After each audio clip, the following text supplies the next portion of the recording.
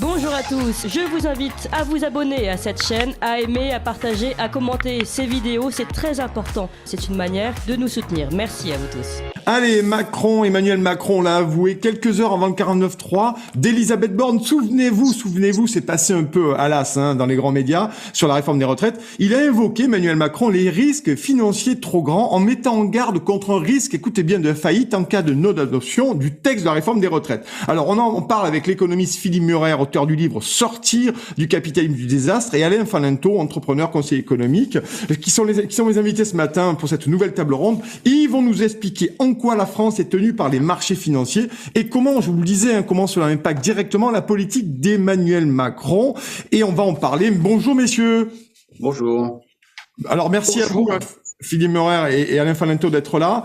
Cette question me semble extrêmement importante, savoir à un moment donné comment les marchés financiers prennent le pas sur la politique d'Emmanuel Macron, mais pas que, j'imagine que vous allez nous le dire. Et est-ce que finalement, est-ce que ça supplante la démocratie dans ce pays, et est-ce que l'État finalement n'est qu'un acteur parmi tant d'autres pour faire appliquer des réformes néolibérales? Je me tourne tout d'abord vers Philippe Murer. Bonjour Philippe Murer, merci d'être là avec nous. Est-ce que la règle d'or des marchés financiers réside-t-elle, selon vous, dans un pays qui se tient sage, vous savez, pour reprendre le titre d'un célèbre documentaire? Est-ce qu'elle n'a pas besoin, elle a besoin de calme et de sérénité, notamment, ou de passivité, j'ai envie de dire, Philippe Murer? Oui, c'est très juste, Nicolas Vidal. Et c'est d'ailleurs dans le compte-rendu de Fitch de la dégradation de la note française, puisqu'il était précisé que les troubles sociaux amenés par la réforme des retraites étaient un problème pour la France, quoi, très clairement. Alors, est-ce que les marchés financiers ont pris le pas et amènent à une politique particulière? En fait, mène Macron, mène l'Union européenne. Moi, je dirais, en contradiction, ça c'était vrai sous Hollande, c'était vrai sous Sarkozy, c'était vrai avant, mais maintenant, ces gens sont équivalents. Macron, d'ailleurs, c'est Rothschild, c'est la haute finance, c'est 2,4 millions d'euros encaissés en 3 ans avant de venir au gouvernement, et tous ces gens-là sont équivalents et ont la même vision des choses. Donc, les marchés financiers n'ont même pas besoin d'imposer à Macron ou à l'Union européenne. Ils pensent la même chose. Ils sont tous d'accord sur la politique à mener, c'est-à-dire déconstruire le modèle social français ou dans les autres pays. Ça a été le cas sur l'assurance chômage, avant d'être le cas sur les retraites, mais c'est le cas sur toutes les réformes qui viennent du Conseil national de la résistance et qui sont peu à peu éliminées et déconstruites. C'est-à-dire plus de protection pour les Français, accepter n'importe quel travail à n'importe quel salaire. Donc il y a et Macron l'avait expliqué, quand il voit un jeune homme qui fait de l'horticulture, vous vous rappelez, et qui aimerait bien trouver un travail dans le métier qu'il conçoit comme sa vocation, Macron lui dit, mais traverse la rue, va faire plongeur. Traverse la rue, tu veux être architecte, traverse la rue et va livrer des hamburgers à vélo, même si ça n'a pas de sens. Donc c'est le retour aussi de la faim en France. Il faut quand même voir qu'on a 40% des Français qui gagnent le SMIC ou en dessous, qui sautent des repas. C'est quand même quelque chose d'incroyable. On a du mal à y croire, tellement c'est fou. Et c'est le retour du travail des enfants aux États-Unis. C'est certes des signaux faibles, mais il y a récemment, j'ai vu beaucoup de choses passer là-dessus puisque je suis les marchés financiers américains. Et récemment, il y a une histoire où 100 gamins entre 13 et 18 ans, en fait, travaillaient pour un abattoir pour passer des produits chimiques dangereux la nuit. Et donc, l'abattoir, qui est une grande chaîne d'abattoirs, a dû payer des dommages pour 100 gamins qui travaillaient. Le travail des enfants. Donc, c'est la mise en place du capitalisme financier le plus extrême, le plus poussé. C'est un modèle épouvantable. Et le symbole de ce modèle, c'est que Macron reçoit BlackRock à l'Élysée avec le tapis rouge. Par contre, pour les gilets jaunes, ce sont des coups de LBD ou des mots comme fainéant, gaulois réfractaire, des insultes. Ça, c'est le symbole de ce pouvoir. Philippe, une question, et après je donnerai la parole à Alain Falinto. Merci d'être là à tous les deux. Qu'est-ce qui a changé, Philippe? Sous Hollande, vous montrez bien cette articulation et cette soumission entre Hollande, finalement, et Emmanuel Macron, dont vous dites qu'il n'est que le parangon des marchés financiers. Hollande ne l'était pas. C'est vrai que nous avez fait le discours du Bourget, rappelez-vous, mon ennemi, c'est la finance. Qu'est-ce qui a changé, selon vous, Philippe, là-dessus? Qu'est-ce qui a changé? Je pense que les gouvernants sont vraiment maintenant infusés, baignés dans cette idéologie néolibérale et n'ont plus rien de social. Je pense que c'est ça qui change. Et finalement, d'ailleurs, la Banque centrale européenne et les marchés financiers n'ont plus besoin, en fait, de dompter le tigre du pouvoir politique. D'ailleurs, regardez la dette publique, parce que la Banque centrale européenne, en fait, assouplit énormément les conditions des marchés financiers. La dette publique de la France, l'année dernière, c'est 112% du PIB. Le déficit, c'est 5%. Donc vous dites, ça va faire monter la dette. Eh bien non, la dette publique a baissé. Pourquoi? Parce que les taux d'intérêt appliqués par la Banque centrale européenne sont de 3%, donc inférieurs à l'inflation de 5%, et mécaniquement, ça baisse la dette publique. En fait, on a un tel château de cartes financiers que tous les acteurs politiques et banques centrales savent que tout peut s'écrouler d'un coup. Donc, finalement, ils font tout pour éviter que ça explose, d'éviter d'allumer une allumette dans le champ de gaz, parce que tout est danger. Donc, au moindre signe de danger, elles sauvent les banques, elles sauvent leurs copains banquiers, les marchés financiers et les États.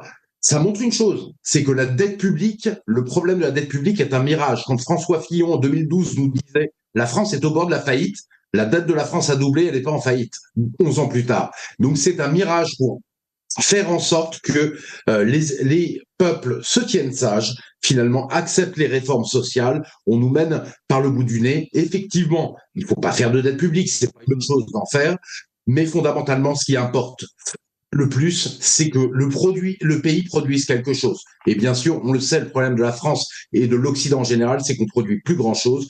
Les problèmes de dette publique, ça se gère toujours, mais c'est utilisé pour nous faire avancer et nous faire accepter les mauvaises réformes. Je me tourne vers Alain Falinto. Bonjour Alain. Et d'ailleurs, vous avez écrit un livre vous aussi, un Sortir de l'Europe, question de vie ou de mort. Lisez-le, 30 ans après Maastricht, aux éditions Riposte laïque.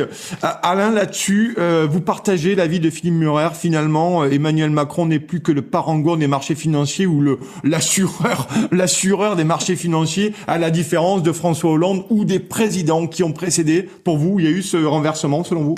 Oui, absolument. D'ailleurs, la preuve, il s'en cache même pas.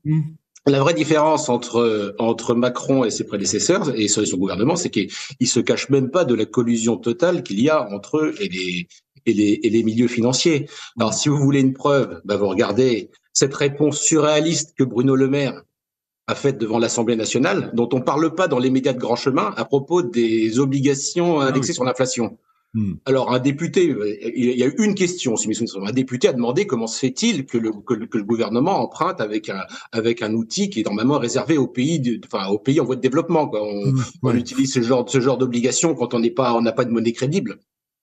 Et surtout, donc, on lui a demandé quel est le raisonnement qui les a amenés à faire ça. Et le maire n'a pas de honte à dire que c'est parce que les banques ont des clients qui étaient en recherche de nouveaux produits, de nouveautés, alors donc on leur a fourni ce qui est demandé. Donc le maire n'a pas de honte à dire, se cache même pas pour dire que il n'est qu'une annexe du marketing des banques. Ça, c'est un scandale. On n'en parle pas. Je sais pas pourquoi. Enfin, aussi, on en parle dans certains médias, mais dans les médias de grand chemin, on n'en parle pas. Alors que c'est un scandale sans nom. Ouais, pour vous, finalement, c'est une prédation des marchés financiers avec la complicité de nos gouvernants, parce que c'est ça aussi qu'il y a derrière. Ils sont, pour vous, messieurs, et notamment Alain Falinto, ils sont tout à fait conscients de ce qu'ils font. Ils sont tout à fait conscients d'être au service des marchés financiers. C'est bien ça qu'il faut comprendre. Oui, mais l'allégeance, elle n'est pas nouvelle. Oui. L'allégeance aux marchés financiers, on peut même la dater très précisément. 3 janvier 1973. J'allais en parler, mais continuez. Voilà. On y reviendra plus tard. Voilà. À cette date-là, nous sommes devenus vassalisés. Et encore vassalisés, je suis gentil, parce que le vassal, dans le sens originel du terme, le suzerain lui donne un fief. Là, c'est plutôt une spoliation, quoi, plus précisément. Donc voilà, en nous supprimant les méthodes de financement. Il y a 4 grandes méthodes de financement pour un État. Soit vous faites un grand emprunt, comme pour des projets bien précis, comme Balladur. Soit vous faites de la création monétaire avec votre banque centrale. Soit vous avez le circuit du Trésor, qui quand même, c'est le circuit du Trésor qui nous a sortis de la misère en 30 ans. C'est-à-dire que vous obligez les banques à investir une partie minimum de leurs dépôts en dette d'État. Soit vous avez l'émission obligataire, les marchés financiers, c'est la méthode qu'on pratique maintenant. Donc, on avait 4 outils, et cette loi a gravé dans le marbre qu'on ne pouvait plus utiliser 2 d'entre eux. Nous oblige à passer par les marchés financiers, alors qu'avant on avait le choix. Pourquoi faire une loi pour ça? C'est pas parce que vous n'avez pas utilisé votre clé à molette depuis 3 mois qu'il faut l'acheter à la poubelle. Il y a pas de raison. Donc, en fait, c'est une volonté de certains hauts fonctionnaires de nous asservir à la finance. C'est-à-dire, il y a un bouquin très intéressant. C'est là-dessus, c'est écrit par Pierre-Yves Rougeron, que vous invitez souvent. Voilà, il a consacré un livre à ça, très intéressant, où on voit, en dehors du contenu de la loi, il y a la jeunesse de la loi. Et c'est là que vous allez voir ce que c'est que la traîtrise. Alors vous lisez à peu près les mêmes livres, Alain Falento et Philippe Murer. Je me trompe vers Philippe Murer parce que je le vois sourire, je l'imagine sourire derrière son écran. Cher Philippe, finalement c'est la question que je voulais vous poser et on va prolonger la réflexion, l'analyse de Alain Falento. Cher Philippe, est-ce qu'on peut s'extraire des marchés financiers finalement comme c'était le cas avant 1973, cette fameuse loi? Et y a-t-il une dépossession depuis cette date-là du peuple français finalement sur sa propre économie, sur sa capacité à emprunter et à développer et à produire de l'État, non, Philippe Murer? Tout à fait. Et ce qui est très intéressant dans le livre de Pierre-Yves Rougeron, auquel j'ai un petit peu participé d'ailleurs dans les recherches, c'est que ça a été fait, cette loi de 73 a été faite pour aller vers l'euro. Il y a des textes de Robert Marjolin, grand fonctionnaire, qui expliquent que pour aller vers la monnaie unique, il faut commencer par couper les liens entre la Banque centrale, qui est quand même la puissance publique, et la puissance publique en tant que telle, l'État, le gouvernement. Il faut couper les liens. Et on arrive à des scandales absolus. Il faut bien comprendre que c'est une extorsion finalement par les banques et par le système financier, puisque la Banque centrale, qui est publique, prête de l'argent, de tombereaux d'argent aux banques privées, qui elles-mêmes reprêtent à l'État. Donc, vous voyez, elles se mettent au milieu en termes de parasites et en plus, elles ont du pouvoir. Alors, est-ce qu'on peut faire en sorte que les marchés financiers arrêtent de tout dominer et surtout faire en sorte qu'on arrête de les financer alors que finalement, ça fait juste monter des valeurs en bourse et qu'on finance l'économie productive? Oui, d'un trait de plume. Vous faites une petite loi qui dit que la Banque de France reprend le pouvoir et non la Banque centrale européenne et vous faites en sorte que la Banque de France dise bien, quand une banque ou un acteur prête au marché financier à des opérations spéculatives, ça lui coûte très cher en fonds propres. Quand elle prête à l'économie productive, au petit entrepreneur local, à la moyenne entreprise, etc., eh bien, à ce moment-là, ça coûte pas cher en fonds propres. Et immédiatement, les banques vont être forcées d'obéir et forcées d'aller prêter plutôt vers l'économie productive que de prêter à l'économie spéculative. C'est extrêmement simple, quelques petites lois comme ça, et tout revient dans le bon sens, à un modèle de développement, alors qu'aujourd'hui, ce modèle financier, c'est un modèle de sous-développement. Oui, Alain Falento, sur ce que dit Philippe Murer là-dessus, un trait de plume, pour changer la loi et remettre et assainir finalement nos finances publiques et surtout cette vassalisation dont vous parlez. C'est possible selon vous aussi, Alain Falento? La mesure que vient d'évoquer Philippe Murer, obliger les banques à faire des réserves différentes en fonction de qui est. Si vous prêtez un hedge fund spéculatif, vous mettez 70% de réserve. Si vous prêtez à un artisan, vous en mettez 20. Je peux vous garantir que l'effet sera immédiat et tout ce dont vous avez besoin, c'est un beau stylo plume. Voilà. Ça suffit, ça peut se faire par décret, mais ça peut pas se faire dans le cadre européen. Voilà. C'est ça le fond du problème. Expliquez-nous, Alain Falento, pourquoi ça peut pas se faire dans le cadre européen pour nos auditeurs? Parce qu'il est interdit par les traités de financer directement, par exemple, à une banque centrale, de financer directement la dette d'un État, tout simplement. Et donc, vous pouvez prendre aucune mesure, à mon avis, vous pouvez prendre aucune mesure qui s'éloigne de la doxa européenne. Et ce d'autant plus qu'on peut pas parler de tout ça sans évoquer le problème des lobbies financiers à Bruxelles. Des lobbies en général, parce que c'est ça. Le problème, c'est que Alain Falento a raison. En fait, c'est la Banque centrale européenne qui a le pouvoir de dire cela en France. C'est pas la Banque de France n'a plus le pouvoir de dire on fait en sorte que les banques prêtent au marché financier par une question de réserve et prêtent plutôt à l'économie productive. Ça, c'est plus possible. On a été dépossédé de ça comme tout un tas de lois. Ces lois sont faites par la Banque centrale européenne. C'est elle qui gère l'économie et la finance en France.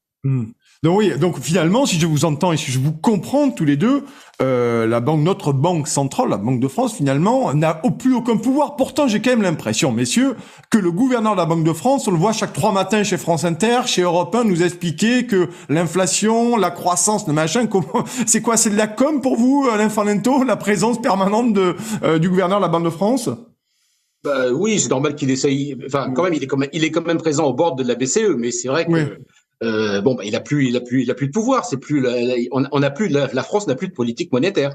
Voilà, c'est tout. On dépend strictement de la BCE. On n'a plus la main là-dessus, simplement, sur les taux d'intérêt. Il y a la voix, effectivement, au Conseil de la BCE, la voix de la France, mais c'est un ensemble de gouverneurs de banques centrales qui décident, et pas seulement la France. Donc on est une voix parmi d'autres, comme Macron est une voix parmi d'autres au Conseil des présidents de Bruxelles, au Conseil européen, où se décident les choses. Ouais, et en vous écoutant, j'ai l'impression qu'elle porte pas beaucoup la voix du gouverneur de la Banque de France, ou c'est une parmi tant d'autres. En tout cas, messieurs, on va reprendre cette table ronde. Et il est pratiquement 8 heures, et vous le savez, c'est l'heure du bulletin d'information avec cette chère Emmanuelle Noël. Ligne droite. Chevalier de la table ronde. Oui, oui, oui. Non, non, non. La table ronde. Allez, on se retrouve avec Philippe Murer et Alain Falento. On parle des marchés d'Emmanuel Macron, de Bruxelles, de la loi de 1973. Vous allez voir, c'est passionnant. Merci à vous deux, messieurs, d'être avec moi ce matin. Je voudrais qu'on commence cette seconde partie de table ronde avec une citation. Vous l'avez sûrement lu, de Jacques Attali, qui nous annonce une immense crise financière qui nous menace. À moins d'agir vite, je cite, c'est sur le blog d'Attali, à moins d'agir vite, elle frappera probablement au cours de l'été 2023. Et si par procrastination générale, elle est reportée, elle n'en sera plus tard que plus sévère. Nous avons tout encore pour la dominer vraiment, à condition de comprendre que c'est tout notre modèle de développement qui est en cause. La question, monsieur, est-ce que vous souscrivez à l'analyse brillante de Jacques Attali, et est-ce que les marchés financiers nous envoient-ils dans le mur, Philippe Murer? Alors, on est dans quelque chose de très particulier. C'est-à-dire que les marchés financiers, Wall Street, sont à 2-3% des plus hauts depuis 6 mois. Ouais. Le CAC 40 a fait un plus haut historique il y a 2 semaines de cela, un plus haut historique. Et pourtant, on est au bord de la crise financière. C'est quand même paradoxal, et c'est pourtant la situation où on est. Il y a 5 banques américaines qui ont fait faillite, dont des banques assez costauds, et c'est des banques de plus en plus grosses qui sont en risque. Le crédit immobilier commercial, c'est-à-dire l'immobilier de bureau, les malls, sont au bord de la faillite. Ça va exploser aux États-Unis, puisque le taux d'occupation est de 50% à Washington. C'est-à-dire que les moitiés des bureaux sont vides à cause du télétravail et un peu de la crise économique, mais surtout du télétravail. Donc là, on a des crises financières, effectivement, tout à fait claires. Et pourtant, on est au plus haut sur les marchés financiers. Pourquoi ? Parce que dès qu'il y a un problème, la Banque centrale, toutes les autorités financières américaines vont mettre la banque de côté, vont la faire racheter par une plus grosse banque et finalement mettre un peu d'argent public pour que la plus grosse banque achète d'acheter pas cher et avec un peu moins de risques. Et finalement, c'est là où on en est, et il y aura une crise financière, je pense, dans les 6 mois, 9 mois, un moment un peu de crise, mais tout sera sauvé immédiatement avec des tombereaux d'argent public pour éviter l'explosion. Et à ce moment-là, finalement, on aura une concentration de pouvoir financier encore plus grand auprès des BlackRock, JP Morgan, etc., et l'équivalent en France. Et on va repartir pour un tour avec, puisqu'on aura émis beaucoup de monnaie, il y aura de nouveau de l'inflation de plus en plus importante qui pointera, et le pouvoir financier qui sera concentré, qui aura encore plus de pouvoir sur le pouvoir politique. Je pense que c'est ça ce qui nous attend dans l'année à venir. Alain Falento, là-dessus, sur l'analyse de Philippe Murer, là-dessus, sur la situation de Jacques Attali, la grande crise, l'effondrement, finalement, ça va être sauvé par un parachute d'argent public, cette histoire. Vous y croyez ? On en a parlé la dernière fois avec Olivier Delamarche. Oui, ils n'ont pas le choix. De toute façon, on va repartir encore. Et s'il faut, ils rebaisseront les taux. Ils annonceront, s'il faut, ils annonceront que la hausse des taux est terminée, que maintenant ils rebaisseront les taux. On recontinuera à faire marcher la planche à billets et on va repartir pour un tour, mais il y aura de l'inflation, bien entendu. Ça, on se débarrassera pas de l'inflation. Quant à Jacques Attali, ce qui est intéressant, c'est quelle solution il préconise. Je présume que c'est le gouvernement mondial pour Bah oui, pour remédier à tout ça. Alors il dit, je le cite, hein, et je vais les répondre, nous avons encore tout pour la dominer vraiment. Je cite Jacques Attali, donc il y a apparemment des outils, la caisse à outils qui est quelque part par là. Alors je sais pas qu'est-ce qu'il y a, s'il y a la clé à molette, s'il y a la foreuse ou le forêt ou le marteau, mais apparemment il y aurait des choses à faire. Voilà. Ouais, il faudrait que ce soit plus précis. Mais bon, je sais très bien ce qu'il propose. Le gouvernement mondial et puis le schwabisme, quoi. J'imagine que c'est ça. Voilà, c'est le fort. Et peut-être aussi la monnaie numérique. Ah oui, que la crise financière sera se développera un tout petit peu, et à ce moment-là, ils nous diront, voilà, pour sauver le système, on a une façon de faire, sinon vous allez perdre toutes vos économies, ce qui est complètement faux, mais vous allez perdre toutes vos économies ou vous acceptez la monnaie numérique. Ce qui veut dire que votre compte sera surveillé en permanence par la Banque centrale, donc par l'État, ce qui est très très gênant. Tous vos achats seront surveillés. Tous vos achats pourront être programmés. On va vous dire, vous avez acheté, Nicolas, tu as acheté trop d'essence ce mois-ci, donc tu peux pas aller faire le plein. Tu as dépensé trop de chauffage, donc maintenant tu réduis à 15 degrés la température. Voilà, ils pourront utiliser ce moyen ensuite pour nous tenir et nous contrôler. Et ça paraît fou, mais allez faire des recherches sur Internet, sur Google, et vous allez trouver tout un tas d'articles officiels pour la monnaie numérique et la mise en place de la monnaie numérique comme une toile d'araignée, avec une décision de la Banque centrale européenne qui, normalement, aura lieu en septembre 2023. Est-ce qu'on la met en place ou pas?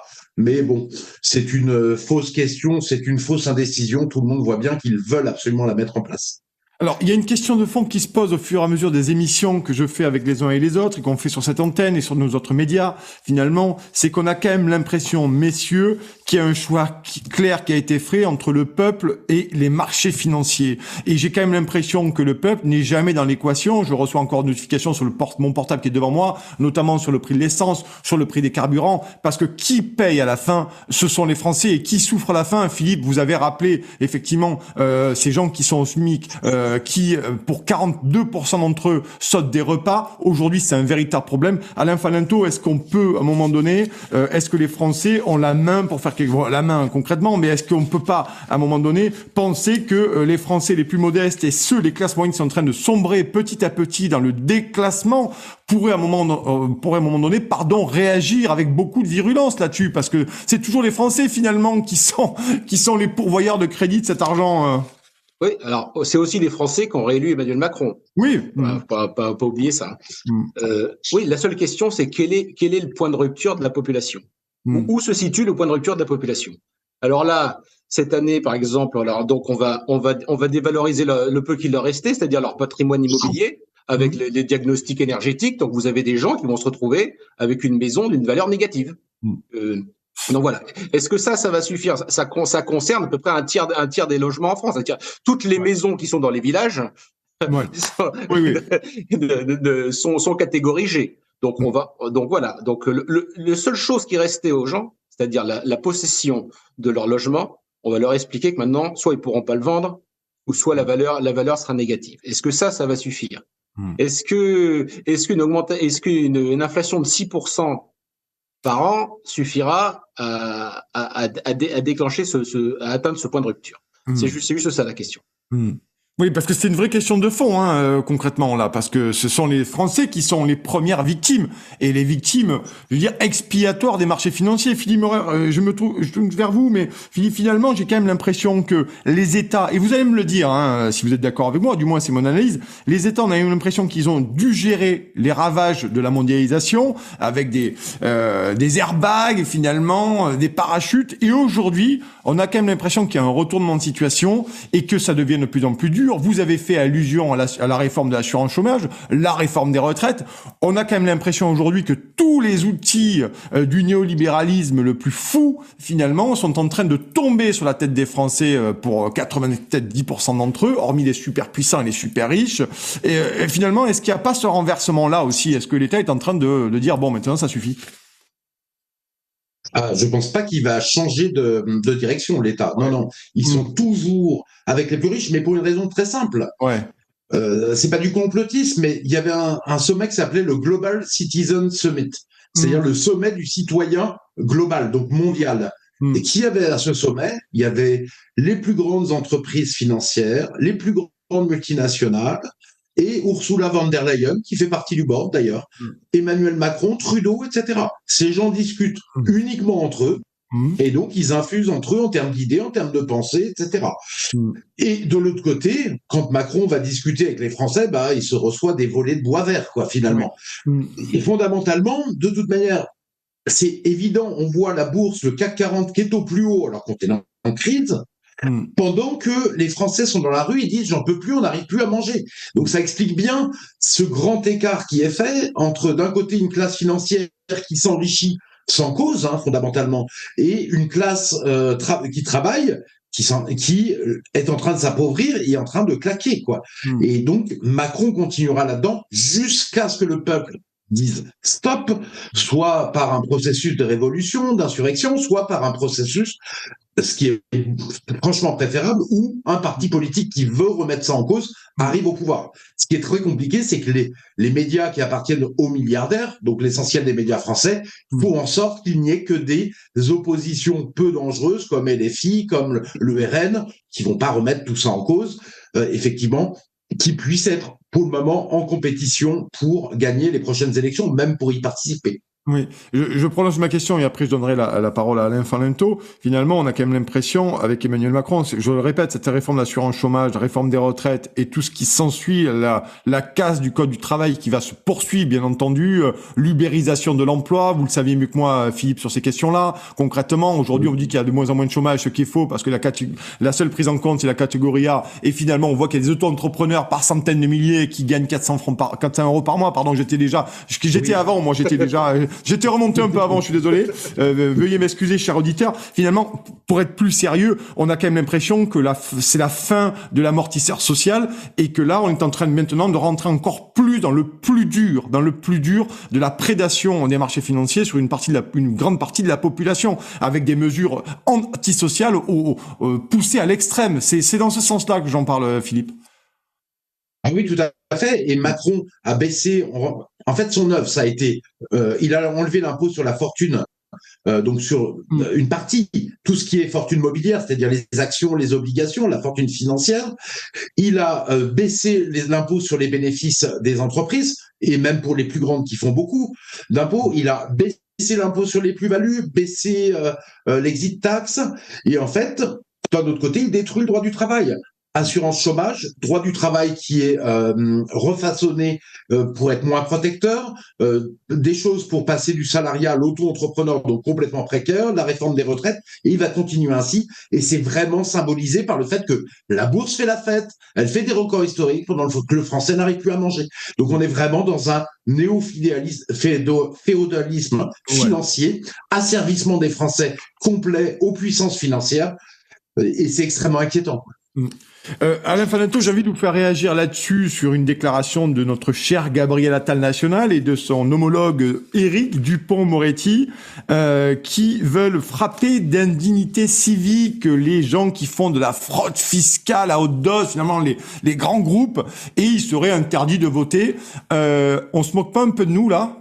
Bien sûr, il se moque du monde, mais c'est la même chose que l'Union européenne qui veut lutter contre la corruption. Vous avez vu il y a quelques jours Josep Borrell qui veut lutter contre la corruption mondiale au lieu de s'occuper de ce qui se passe à la Commission et des lobbies qui sont présents. Bien entendu, tout ça n'a aucun sens. Mais ils ne changeront pas de politique. Parce que, comme l'a dit Philippe, il n'y a pas de différence maintenant entre le gouvernement et les lobbies financiers. Ce sont les mêmes personnes. Et pourtant, ils essaient, en fait, ce qui est intéressant, c'est qu'ils essaient toujours de les dégager, parce qu'on parle de ça dans l'actualité, mais je trouve que c'est intéressant, cette déclaration de Gabriel Attal, qui est reprise par beaucoup de médias depuis hier, parce que c'est une déclaration qui date d'hier, bien entendu. Finalement, il y a eu la grosse polémique sur l'ISF qui a été mis en avant par les Gilets jaunes, notamment. Et là, on nous dit qu'on nous parle d'indignité civique. Donc, on a quand même l'impression qu'ils sont toujours dans la communication pour laisser entendre que le pouvoir, l'État, serait très sourcilleux, serait très regardant sur les super grandes fortunes qui auraient les moyens de faire ce mot savoureux de l'optimisation fiscale, finalement, d'aller chercher dans des paradis fiscaux. D'ailleurs, il en existe quelques-uns dans l'Union européenne, chers amis, sachez-le. Voilà, Alain Falinto. Ben oui, parce que déjà, faut bien donner un os de temps en temps quand même. On peut pas faire parler que la trique avec les Français de temps en temps. Il faut leur donner quelque chose. Maintenant, l'optimisation fiscale, oui, nous avons au sein de l'Union européenne des paradis fiscaux. Et je prendrai un exemple, les Pays-Bas. Les Pays-Bas, je suis désolé, mais vous avez un système qui s'appelle très connu, qui s'appelle le sandwich néerlandais. D'accord. Le sandwich néerlandais consiste à siphonner des bénéfices en utilisant les Antilles néerlandaises. J'ai pas vu l'Union européenne s'occuper de ça. Donc la vérité, c'est que tant qu'on reste dans ce cadre européen, on ne peut rien faire. Absolument rien. Nous n'avons plus la main sur quoi que ce soit. Et même pire, si je me permets. L'Union européenne, effectivement, il y a plein de paradis fiscaux ou parasites fiscaux, ce qui serait le vrai terme, c'est-à-dire Luxembourg, Pays-Bas, Irlande, Malte, Chypre et même le Portugal, par exemple. Les pays se transforment en parasites fiscaux pour essayer de survivre. Et donc, c'est une mécanique folle qui va de plus en plus loin. En fait, quand les retraités français ou des gens qui ont des professions intellectuelles qui peuvent exercer au Portugal partent là-bas, ils ont eu énormément de réductions d'impôts. Donc, en faisant concurrence fiscale à la France. Donc, ce système est complètement fou. On sait que les multinationales payent 10% d'impôts sur les bénéfices quand le petit entrepreneur en paye 25-30. Et c'est complètement incontrôlable parce que non seulement ils ne déclarent pas leurs bénéfices, et on l'a vu pour les vaccins de Pfizer, Pfizer a donné, n'a pas mis ses bénéfices en France, il les a mis ailleurs. Donc on peut vendre en France et mettre les bénéfices ailleurs. C'est d'une simplicité biblique, il suffit de mettre les bons prix de transfert là-dessus, et le gouvernement ne maîtrise rien, c'est l'Union européenne qui protège ces entreprises, je veux dire, par ses lois, par ses directives, et qui va protéger évidemment le Luxembourg, les Pays-Bas et Chypre. Je veux dire, quand on classe les paradis fiscaux, ce sont les plus grands paradis fiscaux, le Luxembourg, les Pays-Bas, l'Irlande, mais par contre, on va les taper plutôt sur le paradis fiscal des Antilles néerlandaises. Pourtant, le plus dangereux, c'est plutôt celui qui est à côté de chez nous, où il est très facile d'aller, et où sont cachés beaucoup de fortunes et beaucoup d'argent français, quoi. J'ai quand même l'impression en vous écoutant, oui, j'ai l'impression en vous écoutant concrètement que finalement les États sont en train de devenir des prestataires de services pour se mettre au niveau des marchés financiers et essayer d'attirer comme des vendeurs, des camelots finalement, des gens qui ont encore un peu d'argent pour essayer de payer moins d'impôts. C'est cette dissolution de l'État-nation finalement qu'on le sait en termes d'identité, on le sait en termes de souveraineté, mais là véritablement j'ai l'impression, et vous allez me dire ce que vous en pensez, qu'il y a un changement de morphologie des États qui sont devenus des prestataires de services avec des sites internet et des pubs pour venir trouver bonne fortune ou moins mauvaise fortune qu'en France ou dans d'autres pays. C'est le cas, Alain Falinto, et après Philippe Murer. Oui, bien sûr, mais il y a des pays qui ne vivent que de ça. Ouais. Dans un premier temps, l'Irlande, on a fait rentrer l'Irlande dans l'Europe pour installer des boîtes aux lettres. Pour installer des boîtes aux lettres pour Amazon.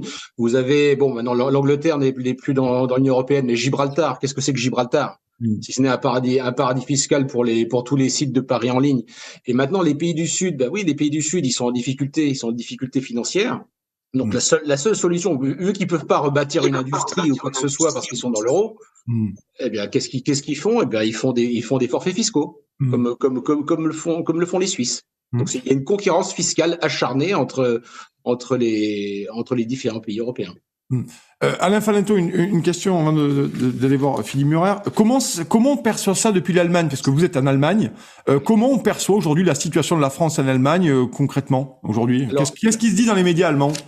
Alors sur la France, rien, d'accord. D'accord. Au moins c'est réglé. Non, mais le couple franco-allemand, tout ça, ça n'existe que dans la tête des Français. Je vous le dis, on n'en parle pas. À la télévision, vous ne voyez la France que pour montrer 30 secondes d'émeutes dans Paris. Voilà, c'est tout. Ça s'arrête là. L'Allemagne n'est préoccupée que par une seule chose, agrandir l'Europe vers l'Est afin d'y installer des usines avec de la main-d'œuvre encore moins chère. C'est tout. Et mettre en place un bouclier tarifaire pour leurs industriels. Et faire rentrer 1 million d'immigrés, si possible, pour bosser dans les usines. Voilà. On ne parle que de ça en Allemagne. Le reste, la France n'existe pas. Faut comprendre ça. N'existe pas. D'accord, on va essayer de faire passer cette séquence, la découper, l'envoyer peut-être à l'Élysée, au Quai d'Orsay et probablement à notre ministre de l'Union européenne, enfin, ou du moins des relations avec le Parlement européen. Je voudrais qu'on finisse. Il reste encore 5 minutes, messieurs. Merci d'être avec moi pour cette table ronde sur ligne droite. Philippe, je voudrais une question là-dessus qui me semble intéressante. Je sais que vous êtes très pertinent sur celle-ci, comme d'autres, bien sûr. Finalement, on a l'impression que les riches, ou les grands riches, les super riches, ou les 1%, appelez-les comme vous voulez, ont développé une véritable industrie de défense de leurs revenus avec la complicité, bien entendu, d'Emmanuel Macron, notamment parce que lui, depuis l'arrivée au pouvoir, on peut dire qu'il y en a certains qui se sont vraiment enrichis, qui ont vraiment bien gagné leur vie. Oui, de toute manière, effectivement, les ultra-riches ont acheté des journaux et des médias qui perdent de l'argent. Pour quelle raison? C'est parce que ce sont des outils d'influence pour eux.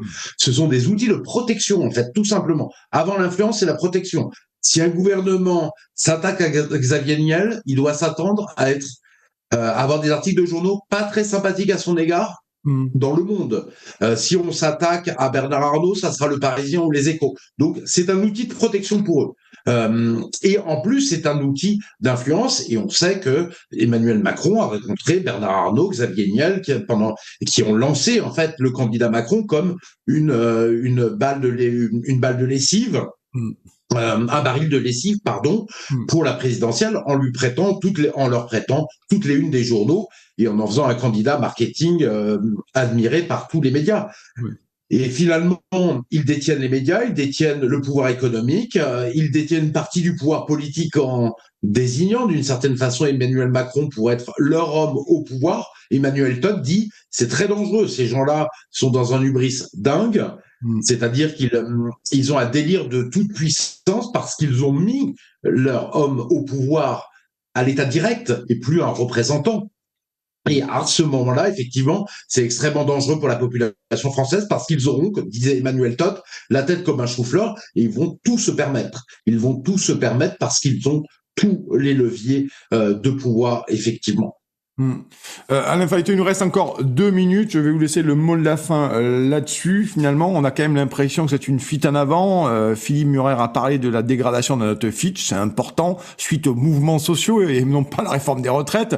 On a quand même l'impression que ces gens, je vous le disais, c'est une véritable fuite en avant et que ceux qui en payent le prix aujourd'hui, ce sont les Français. Donc, ils vont aller jusqu'où, ces gens-là, concrètement? Selon vous, il reste 4 ans de mandat Emmanuel Macron.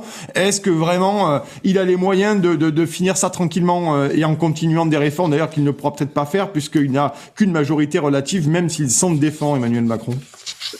L'Union européenne était construite, les 4 piliers de l'Union européenne ont été construits pour favoriser ces gens-là. La libre circulation des biens, des personnes, des services et des capitaux. C'est-à-dire il n'y a rien devant eux. Il n'y a aucune entrave. Donc bien entendu, qu'est-ce que vous voulez qui va s'opposer à Macron? Qui va s'opposer à Macron dans Aujourd'hui, c'est les casseroles. Mais bon, oui, mais bon, malheureusement, il a le soutien de l'Union européenne, il a le soutien des agences de notation. Des agences de notation, faut quand même, un jour, il faudra quand même qu'on parle de la qualité et de l'honnêteté et de l'intégrité de ces agences qui, je rappelle, notaient AAA des produits subprime. En 2008, tous les crédits ninja, les no income, no job and asset, c'est-à-dire des prêts qu'on faisait à des gens qui n'avaient rien, à des indigents, étaient repackagés avec la bénédiction de l'Union européenne et des agences de notation en AAA. Donc voilà, il y a tout un système qui est mis en place et qui va pas être facile à déboulonner. En tout cas, merci messieurs pour avoir participé à cette table ronde. Philippe Murer, vous êtes économiste, vous avez sorti ce très très bon livre. Je vous recommande d'aller l'acheter, le lire immédiatement. Sortir du capitalisme du désastre aux éditions Jean-Cyril Godefroy et Alain Failletot, entrepreneur, conseiller économique. Et vous aussi, vous avez sorti Sortir de l'Europe, question de vie ou de mort 30 ans après Maastricht aux éditions Riposte Léic. Merci messieurs, je vous souhaite une excellente journée.